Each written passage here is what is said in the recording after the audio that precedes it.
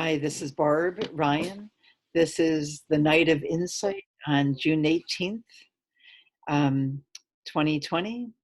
And just a moment while I um, have the doorbell not ring every time somebody enters. So welcome to everybody who's here. And you've all been a part of this before. And we're going to start now that I play the singing bowl. People have written questions that I've printed out and put in here. And we'll see what happens, and then we'll have time to check in later. So do whatever you need to do to get comfortable, whether you're watching it now or you're watching it another time.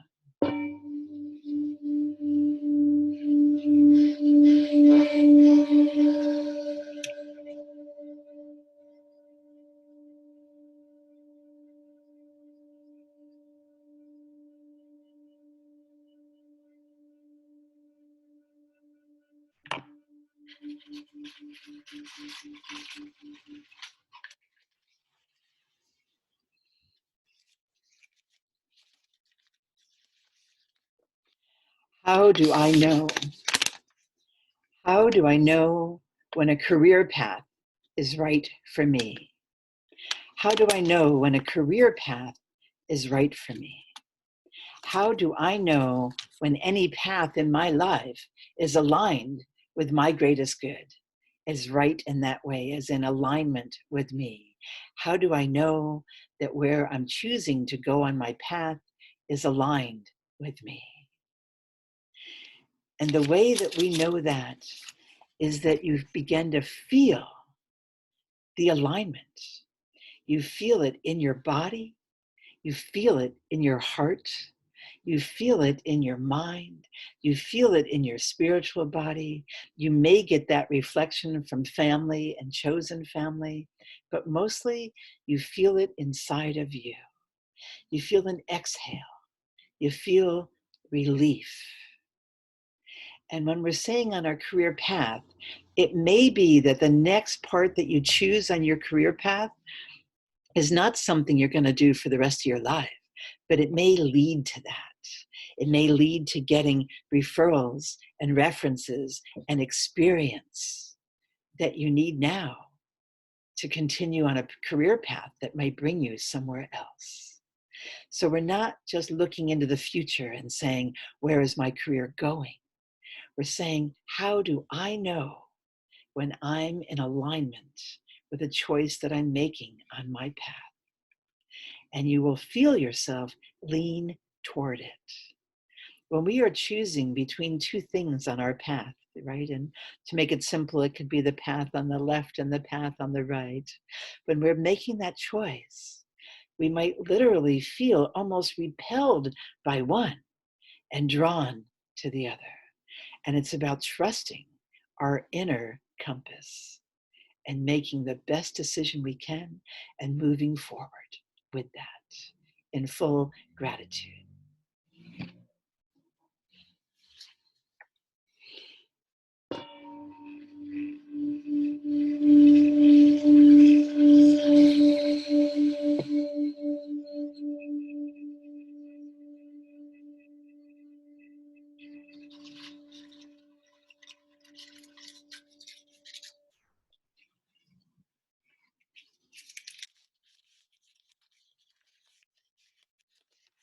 What are some creative ways? What are some creative ways to stay connected to loved ones?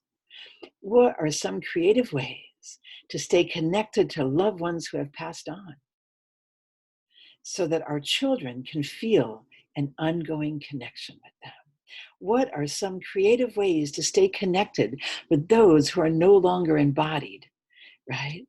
They have died physically. And how do we keep their remembrance alive? How do we keep the legacy? How do we keep the teachings?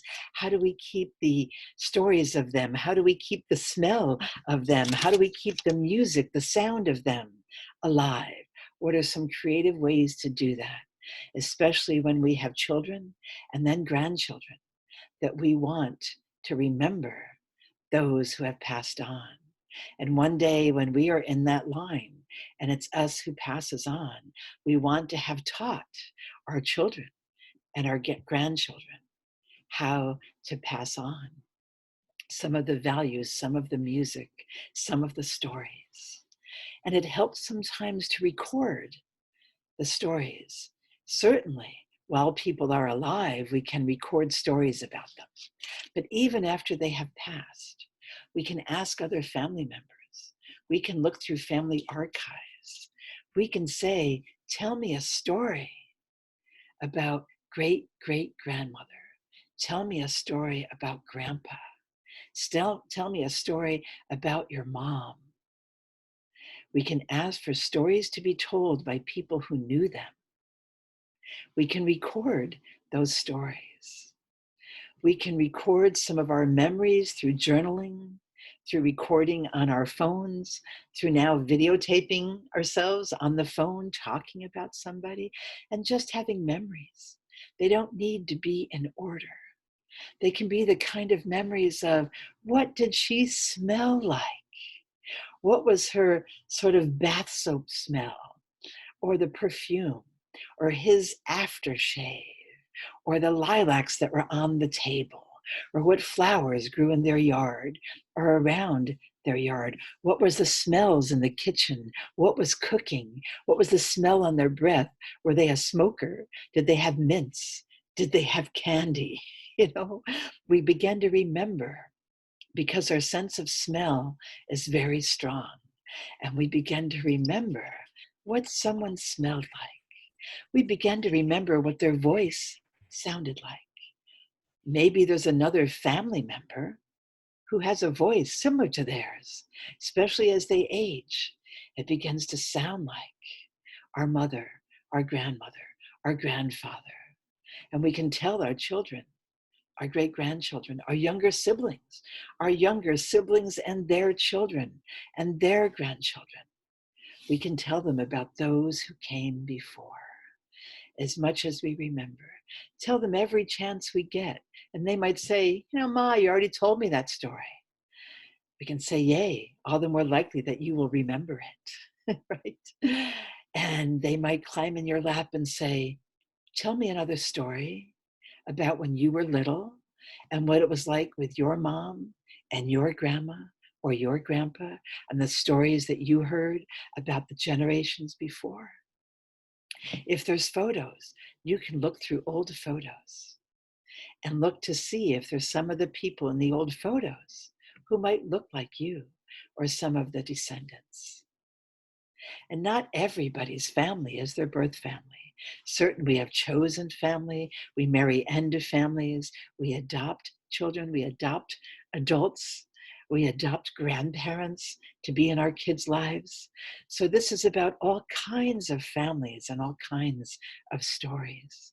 And some of those stories are, well, she wasn't really your aunt, but we called her your aunt because she was grandma's best friend.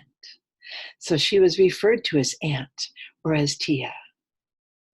So you go through remembering what you can, recording it in any way you can. You can even find old music these days on the computer. You can find the music from when an ancestor or your mother or your grandmother, your grandfather, when they were teenagers that they were probably listening to. And you can listen to it with your friends, with your family, with your kids and grands, and say, I bet you my grandpa was listening to this music. I bet you my grandpa and grandma might have danced to that music. So you can make up some of the stories too from what we know. You can find out places they lived, find pictures through Google of that property, drive by if you're close by. So those are some creative ways to stay connected to loved ones who have passed on so that your children can feel an ongoing connection to them. And one more part that I want to say here, I'd focused on the second part more, but the way we stay connected to loved ones who have passed is to continue talking to them as though they haven't passed, because they're just on the other side of the veil. They are right here with us. So continue to talk to them. And notice when you have a smell or something that reminds you of them. and let you know that now you're thinking of them, that you just felt them, you just heard them, you just smelled them. I'd like to think they would be pleased with that.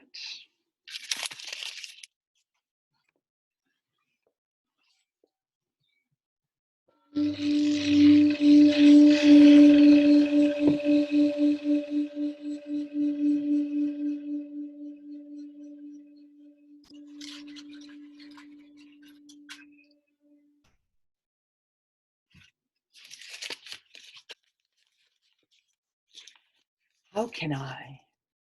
How can I stay in the now? How can I stay in this present moment? How can I be fully aware of this present moment and let go of the past? Well, these are two different questions and one and the same question. There really only is the now, right here and right now. And everything that is happening to us is happening right here and right now. Even as in the past question, if we're thinking back and remembering things about the past and we want to bring those forward as stories, you are more than welcome to.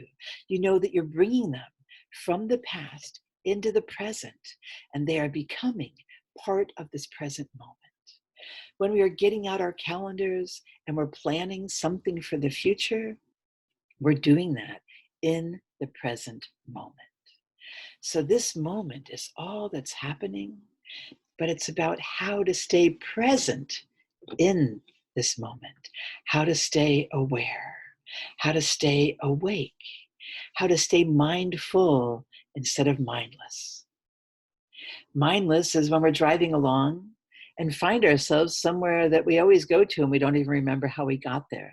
Or we're eating some food and all of a sudden our meal is done and we're like, where did the food go? Because we are being mindless. We are just doing it automatically. So to be mindful of our every waking moment keeps us in the present moment.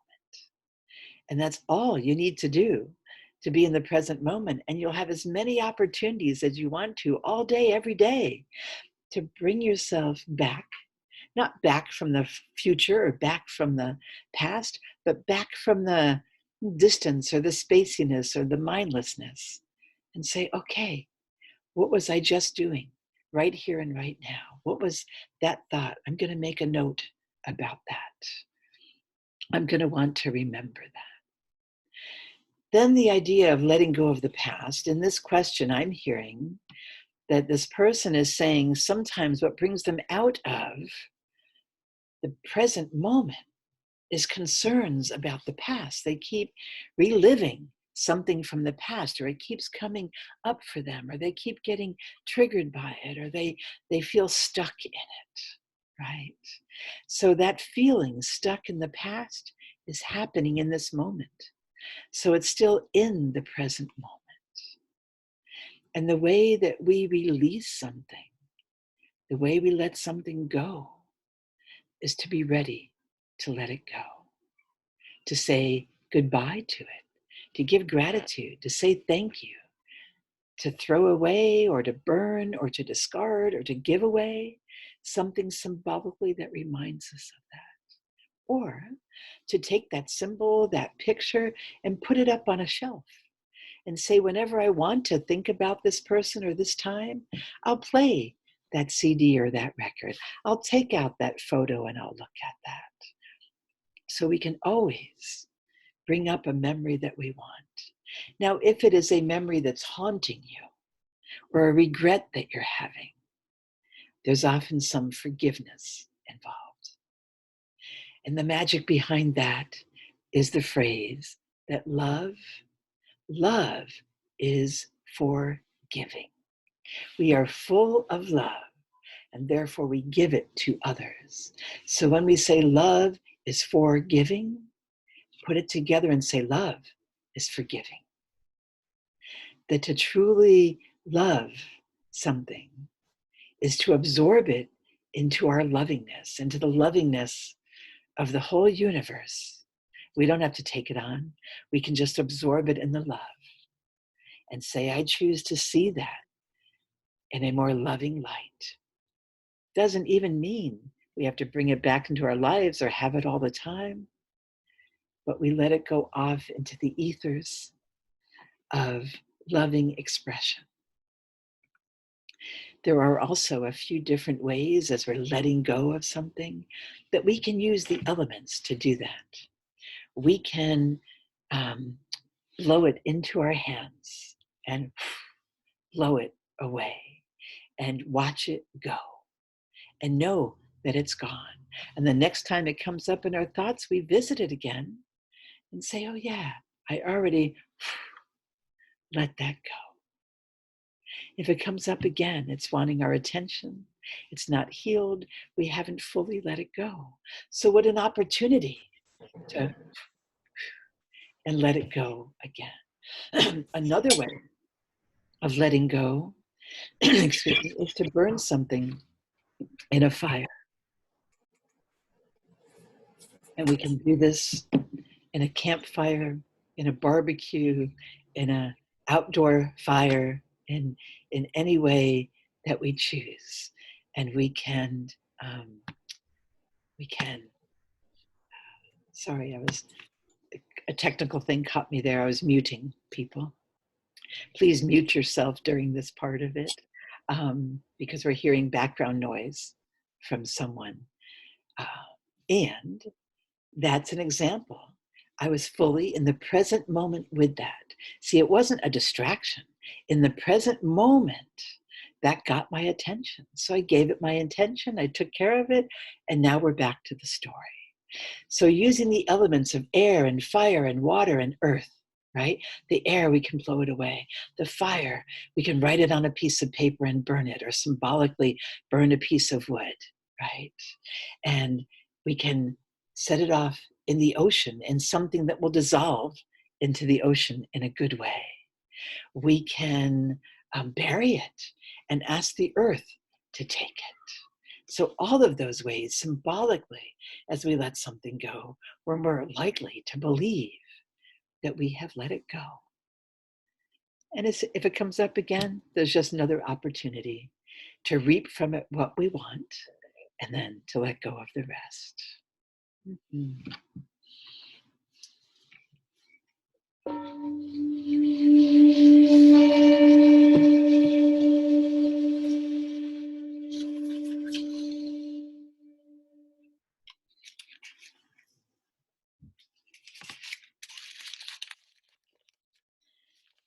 Why is the phrase, love is blind, why is that such a sweet phrase, sweet and innocent, when blindness itself is a disability?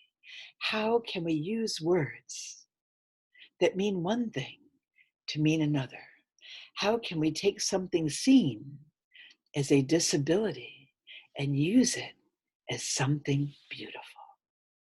Maybe part of this is about seeing something as a disability, a different ability, and not a liability at all. That the fact that love is blind is talking about unconditional love, that sight unseen, we love someone fully for who they are and how they show up in the world.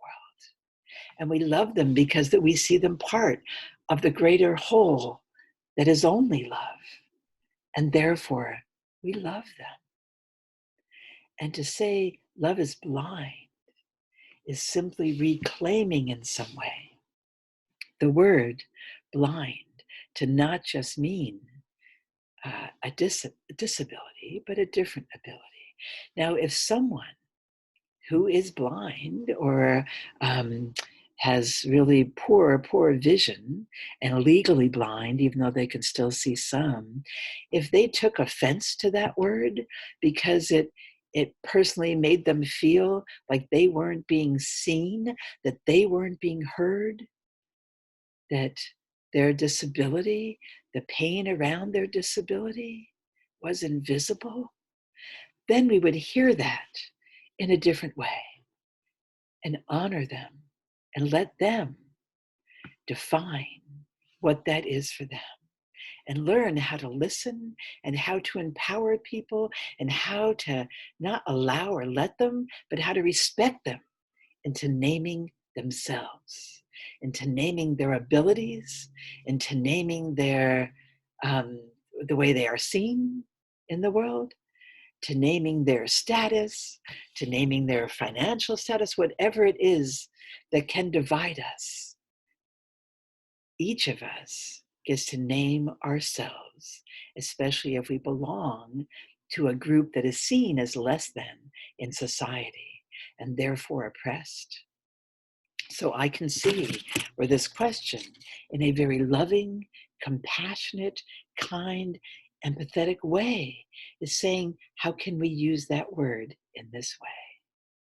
But any word that you are using with your full heart and checking in with people who you feel not might be offended by the word, but if it doesn't fly, really, really, really check in with our heart and check in with speaking out of love and listen very deeply. And as we listen deeply to what people ask us to speak about them, and we use it for that reason, that would be the most loving thing to do. So that question of what would love do in this moment, that's the question that comes up here. Always err on the side of what's the most loving thing to do. And if you don't know, listen a little longer until you do know.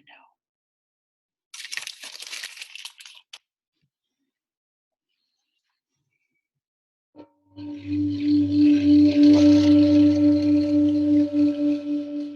can hear the papers dancing in the wall.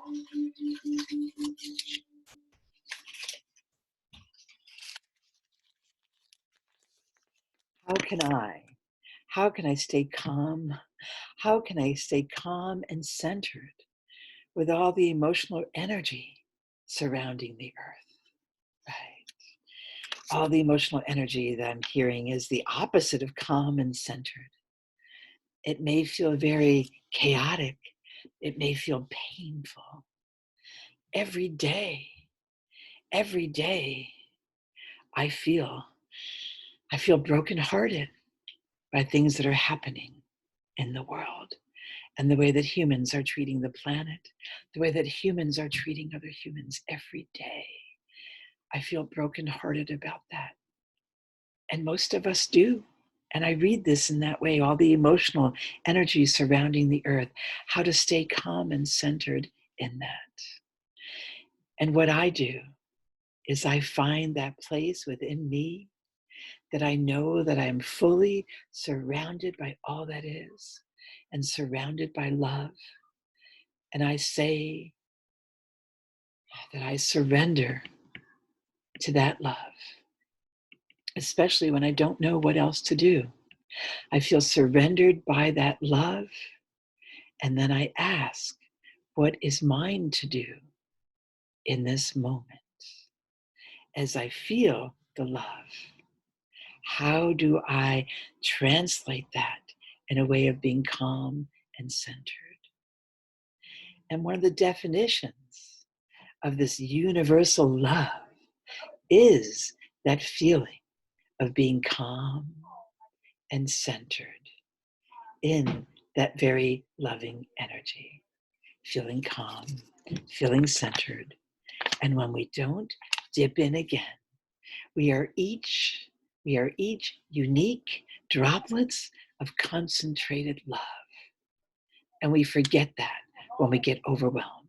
So find ways to drop into that truth for you and come from that place with an open heart and ask divine love, what would love do? What is mine to do? How do I stay calm and centered with all the emotional energy surrounding the earth?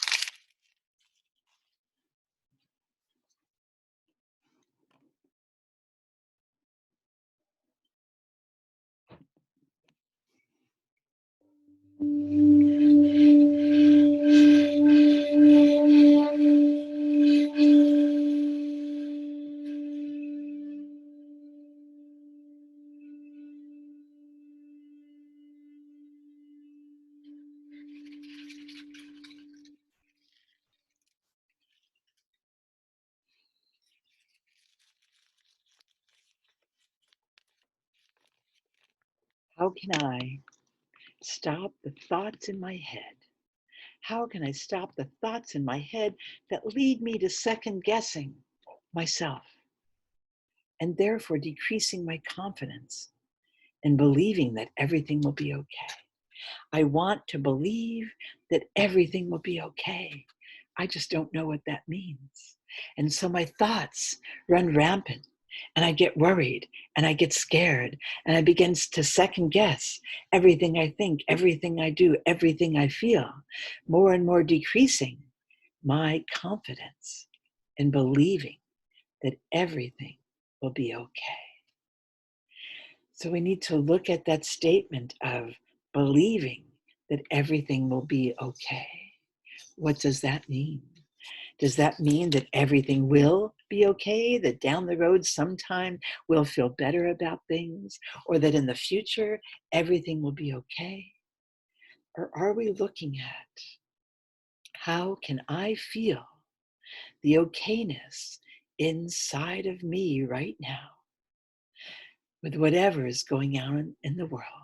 How, as we said in the last question, can I feel that connectedness, that love, that calm, that centeredness, that sense that somewhere right now inside of me,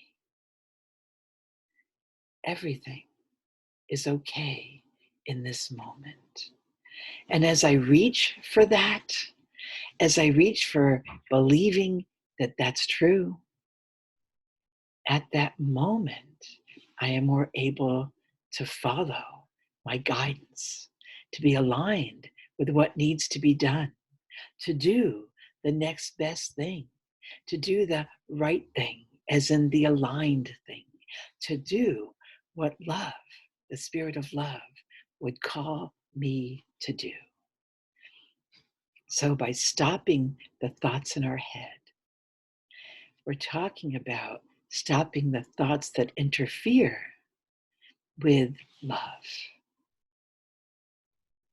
Because if we believe in a bigger, much bigger realm, that love surrounds everything that is and everything that's happening,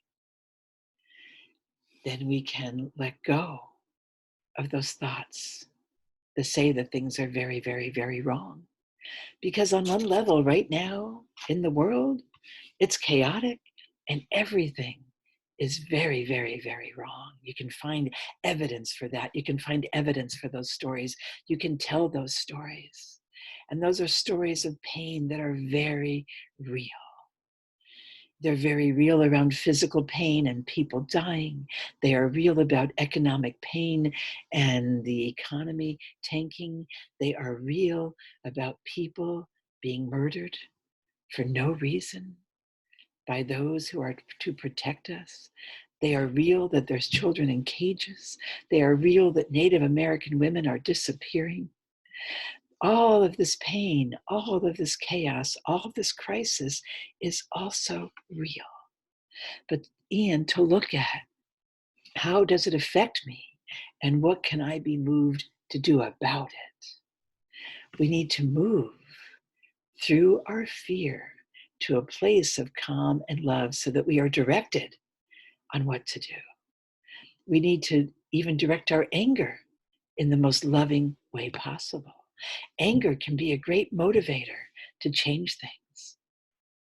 The anger, the protest are changing things in the world right now. And many of us believe for the better, or we want to believe that it is unraveling and unfolding, and what's being built will be better, more aligned with what needs to happen so that more and more people feel safe, more and more people feel part of the solution, more and more people feel heard, more and more people feel the love and feel that they can fill themselves up with love and give love. You can look at stories every day that are also the good news stories.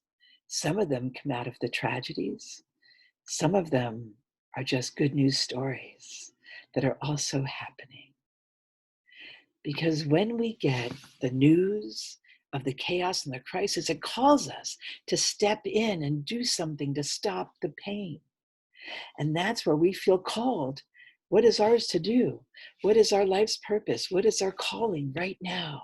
So the purpose of that is to call us forth. But if we jump in and try to help in a way because we feel guilty or we're codependent, we're only going to make things worse for ourselves and the people we're trying to help.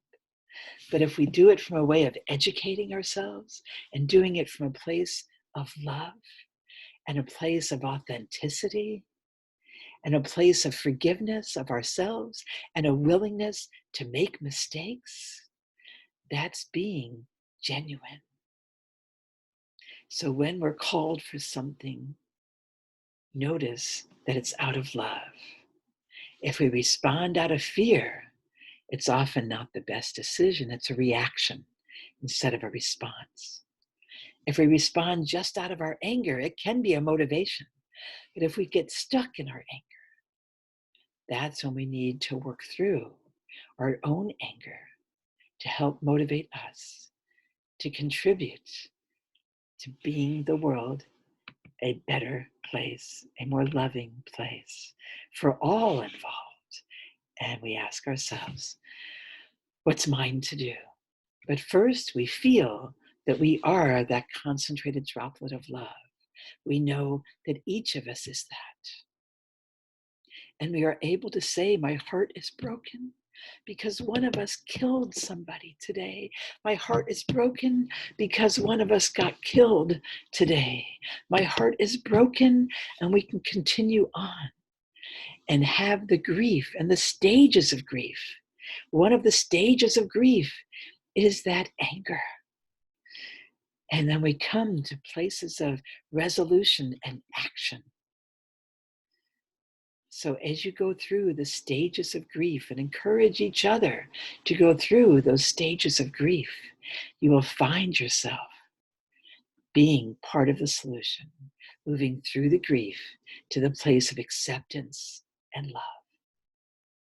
We're not accepting the horrible things that have happened, other than to say they've happened, and they're waking us up to change that is coming, that we are a part of, that we are stepping into in any way we can right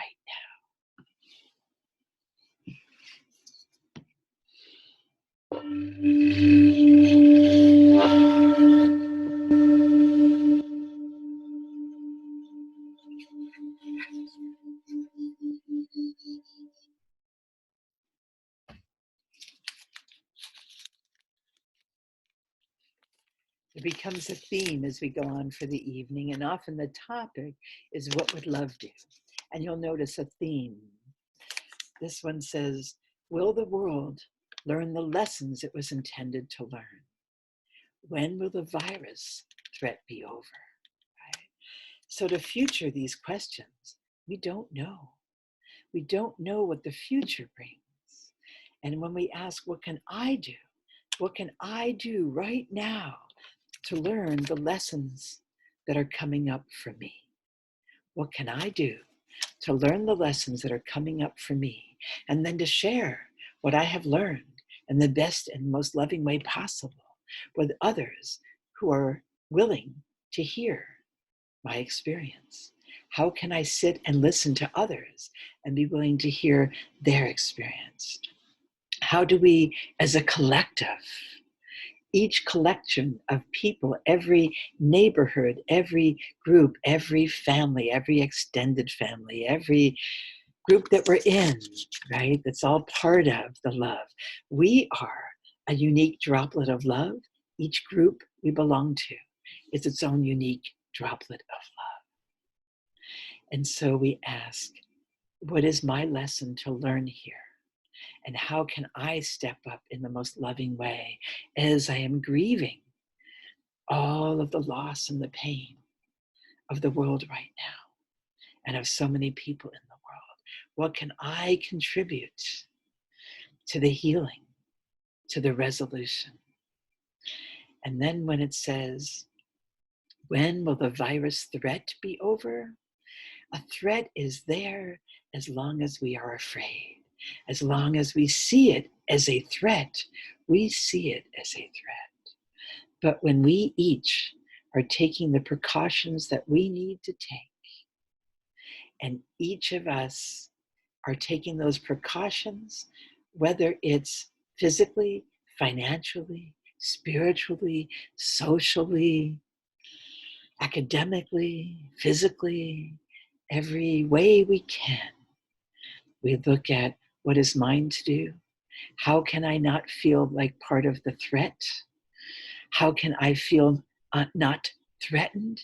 How can I assist those who feel threatened? How can I be an ally to those who feel threatened? By recognizing that they do feel threatened and they do feel scared and they do feel angry, and recognizing it as part of the grief that is now changing the world. People have demanded that the cops be defunded, and reforms are happening all over the world, all over the country, almost overnight, that have been being worked on for hundreds of years. And just like the way that a one-hit wonder is a song that all of a sudden everybody knows, but the person has been living with it and wrote it a long time ago. In that same way, the collective consciousness is bringing what we need to bring to the forefront to make the changes so that love and respect and joy and forgiveness and safety and empathy and compassion can be the bedrock that we build all of our social services, including the police, that we build all of our food sources, that we build our relationships with each other, that we rebuild our relationship with the earth and with plants and with growing things. There is so much growth and renewal coming out of the chaos and the crisis. So asking, what is mine to do in the most loving way? What would love do?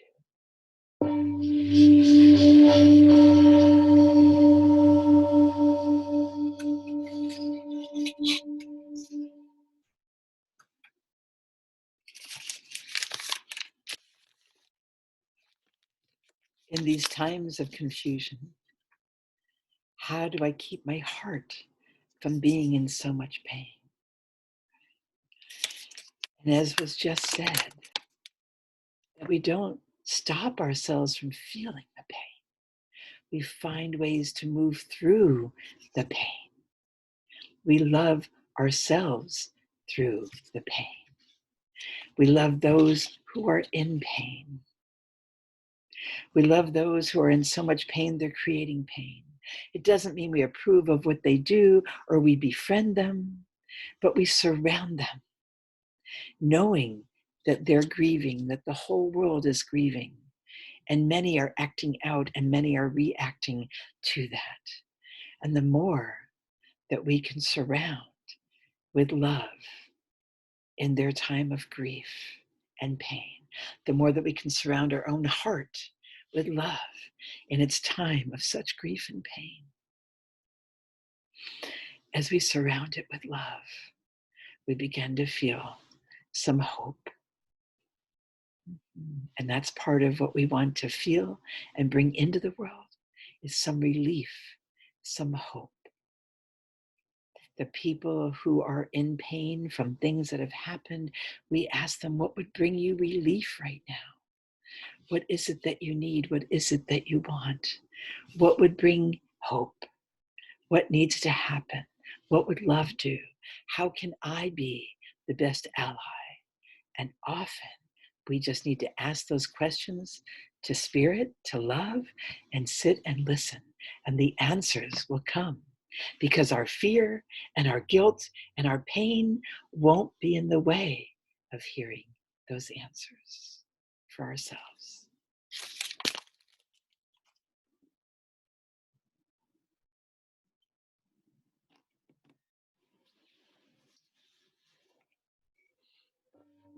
Again,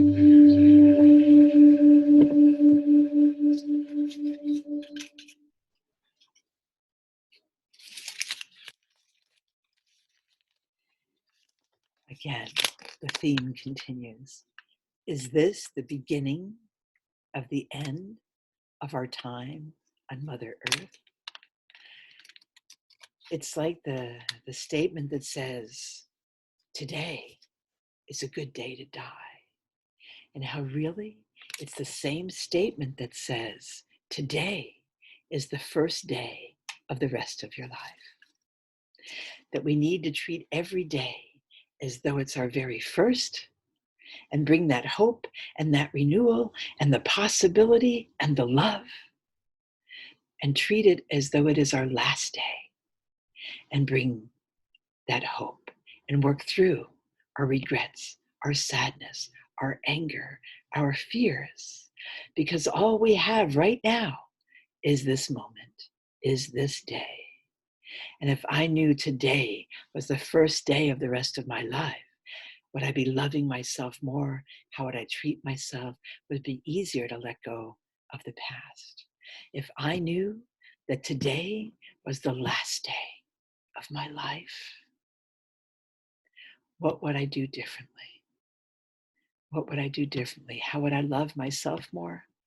How would I listen better? How would I treat others with love? How would I say all the things I've been meaning to say about love that I haven't yet said to somebody?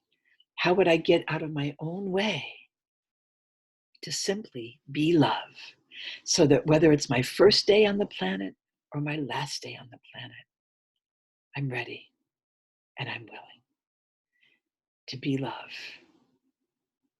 to be peace, to be forgiveness, and to be joy, and to be hope, and to be listening very deeply to others' pain, to help to transform that at their own pace. The only person, the only thing that we can change, each of us, I can change what I think, what I believe, how I express it, what I do, what I feel. And so, how would all of that change for you if this was the first day of the rest of your life? How would all of that change for you if this was the last day?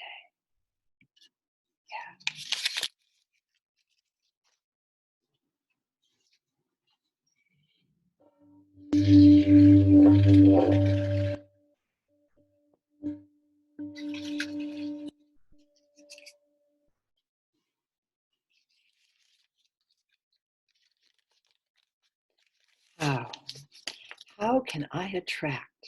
How can I draw to me a healthy life partner? How can I find a match for me? How can I find a match in a life partner for me that we can grow together in a loving and healthy way as individuals, as a couple, as part of our families, as part of our society, as part of the world? And as I am seeking the answer to that question, the second question here that goes with it says, how do I know I am ready? Right? Because sometimes we say, how can I bring someone new? And it might even be someone we've already known. It might even be someone we were already romantic with, right? But how can I bring this person into my life? How can I welcome them? We will know that we're ready when we welcome them with open arms and an open heart. And first, we need to welcome ourselves. We need to welcome ourselves with an open heart and an open mind. I need to say, how can I be the best friend that I can be to myself, to another? How can I be the best partner that I can be to myself and to another who is a reflection of me? How can I be the best lover to myself and to someone else who is a reflection of me, right? Who is another unit, singular drop of love. How do I open up to that person? How do I know I'm ready? How do I recognize them? Well, we go back to that very first question that we recognize, even with career, with partnership, right? Whether it's a business relationship, a romantic relationship, a friendship, right? We know because we feel drawn to it. And all of the healthiest, most loving parts of us feel like it's a match. We feel drawn. And if there's any parts that don't feel right, we look inside ourselves first and go, oh, does that match a pained, a healing, a hurting, a dysfunctional, a yucky part of myself that is being called forth to heal some more so that I'm ready for a healthy relationship, right? So notice that. And if it simply doesn't match for us, like if, I don't know, just over 50% matches, we don't need 100% to match, but we need to know that it feels like divine love, that it feels divinely inspired, no matter what we believe on a spiritual basis. I'm speaking of spirit as love, as that greater love that surrounds us all. Allow that love to emanate from us and attract to us people who feel that and respect and appreciate that in themselves and in us.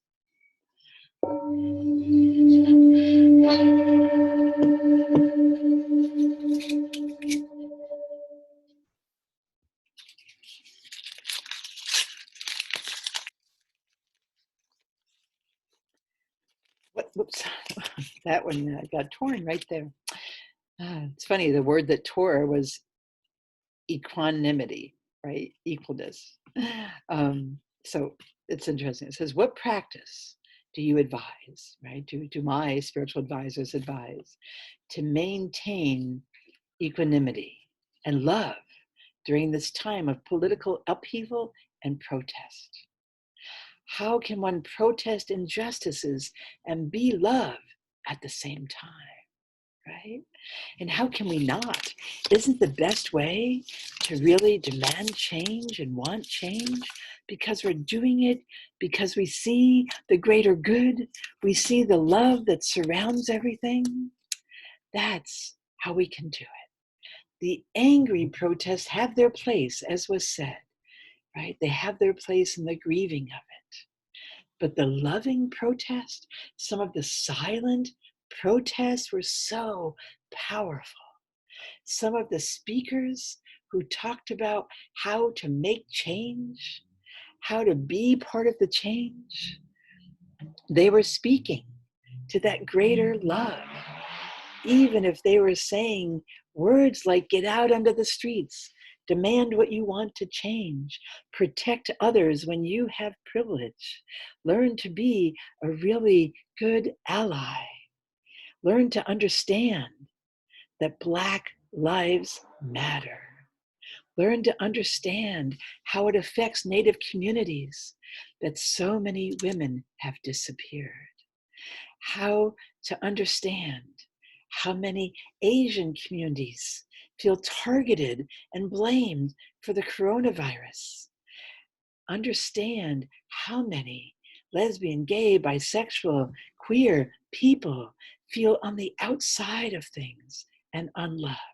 Anybody who is different from us, take a look at our own privileges and take a look at how we can be allies to those who are different from us if we have a privilege that they don't. Learn to listen, learn to be part of it, learn to act out of love. And the words that the word protest got split into here, and the word equanimity, and the words where it says at the same time. How can one protest injustices and be love at the same time?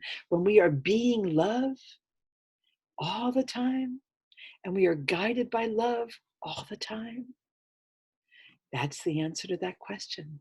We protest injustices from a place of knowing it's the most loving thing to do. We find spiritual guidance in spiritual leaders who lead from love, if that's what we choose to do, right? They lead from all different kinds of places. And we pay attention to what the people that we feel led in love by, and we follow their most loving example as long as we feel relief, as long as we feel the resiliency, right? And we learn to share that love the best way that we can.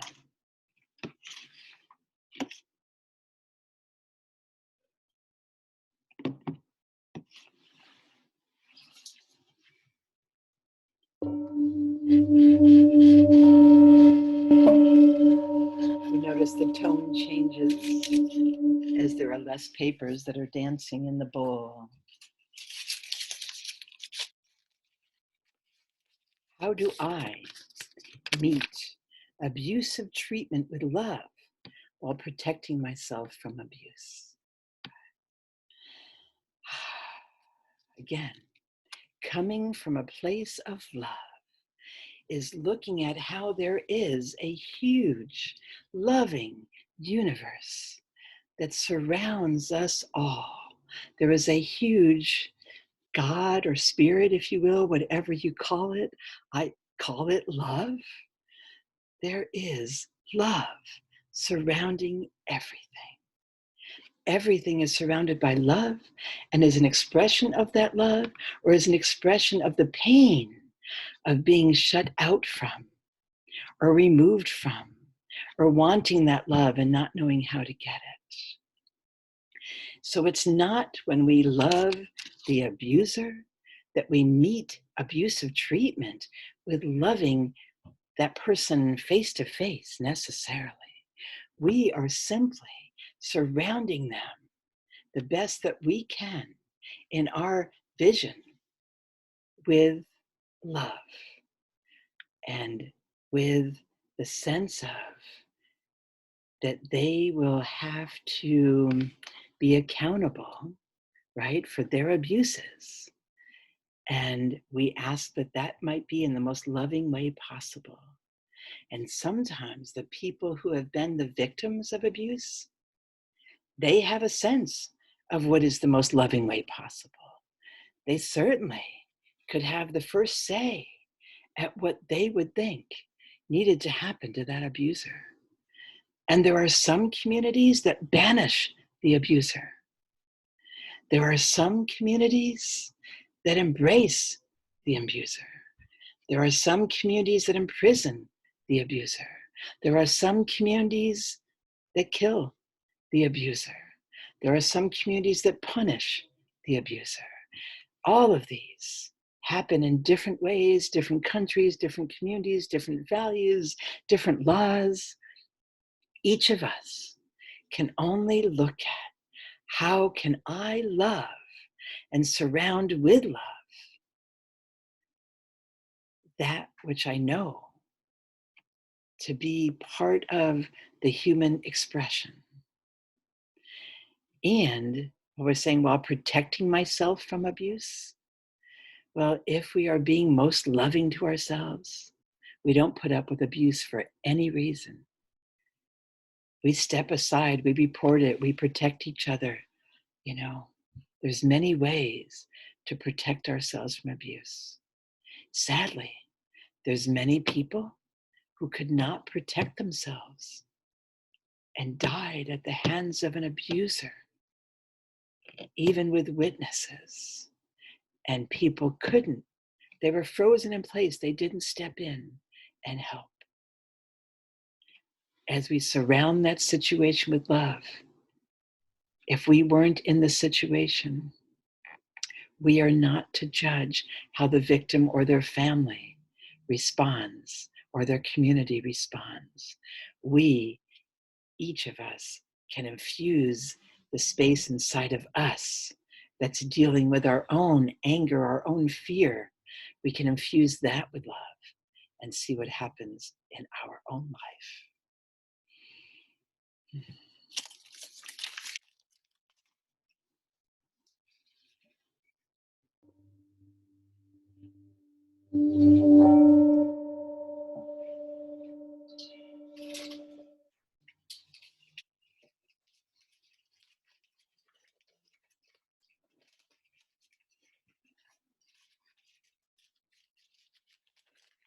True.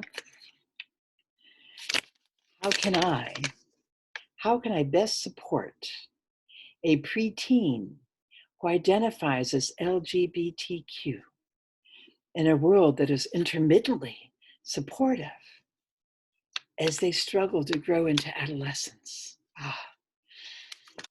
And that preteen time is such a hard, a difficult, a challenging time for all of us. It's a time of raging hormones and a time of questioning and a time of our body changing and growing, and our thoughts and our feelings and everything is changing and growing so quickly within us, and we are grappling to understand what that is. And for a preteen to be identifying as LGBTQ takes a lot in this day and age when they see some of the horrors and some of the violence and some of the disrespect and some of the killings that happen to queer people, to trans people, to LGBTQ people. So we want to love them. We want to support them in learning to love themselves. We want to support them in loving themselves and protecting themselves by loving themselves. We want to support them in letting them know that it's not necessarily an easy road, but it does not need to be as hard as they might fear it can be. Especially in the news these days, anybody who is in an oppressed group needs to be honored for the fear and the anguish that they feel, that it could be them next. It could be them next who is killed or maimed for being who they are or for being in a protest, supporting someone, supporting their family, supporting the community. So even though I like where it says intermittently supportive, that's positive, right? Because we know the other intermittent part is the non-support. So we surround them with love and hold them in our heart and let them know how much we love them and that we don't know exactly what their journey is going to be. And that we just want to, we just want to create a bubble of love around them every day, right? And we can do that in our own mind.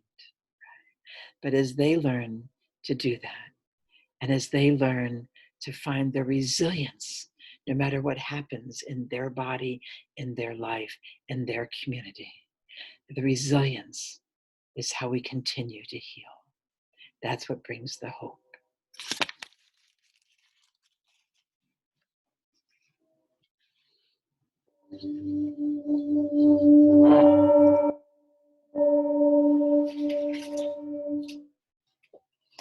As we continue to see the theme that reflects the times that we're all living in right now.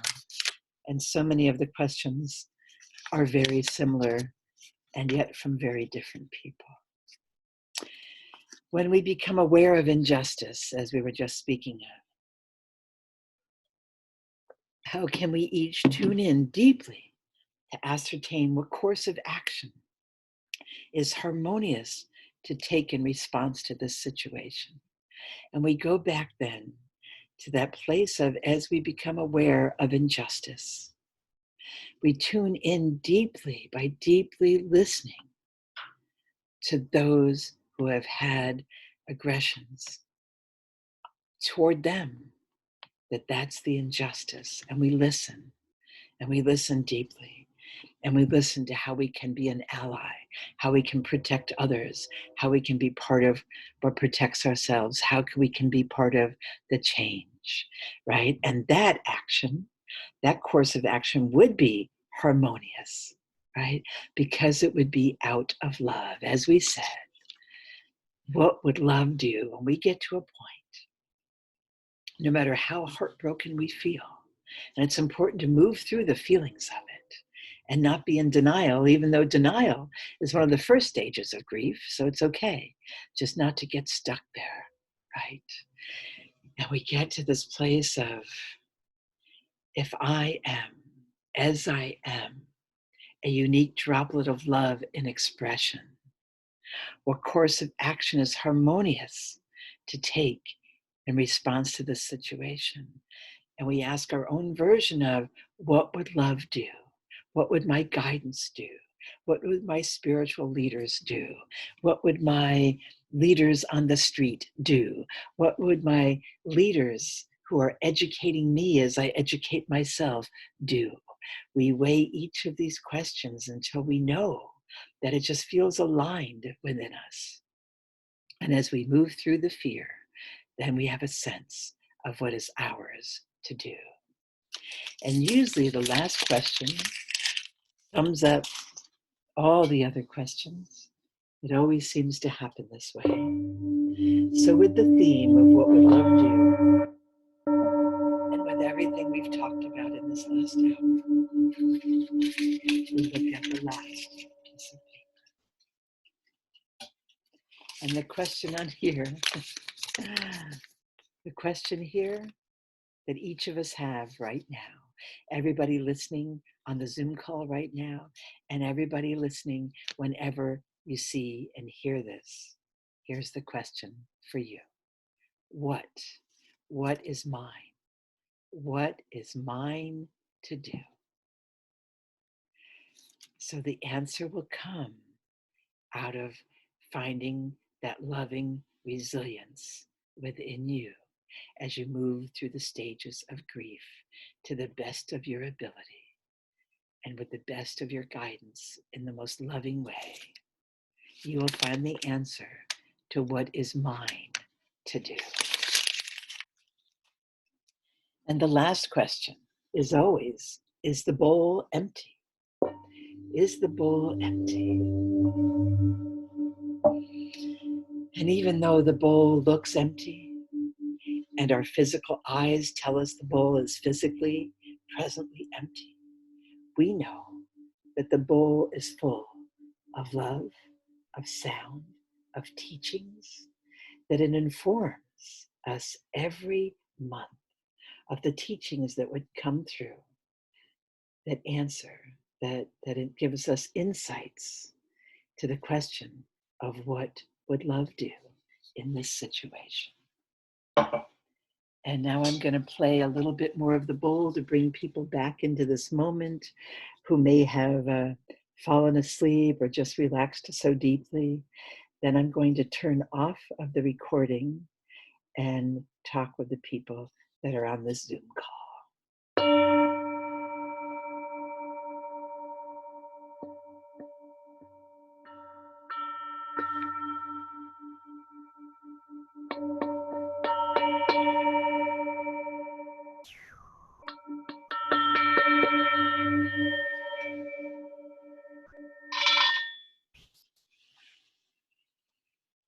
Okay.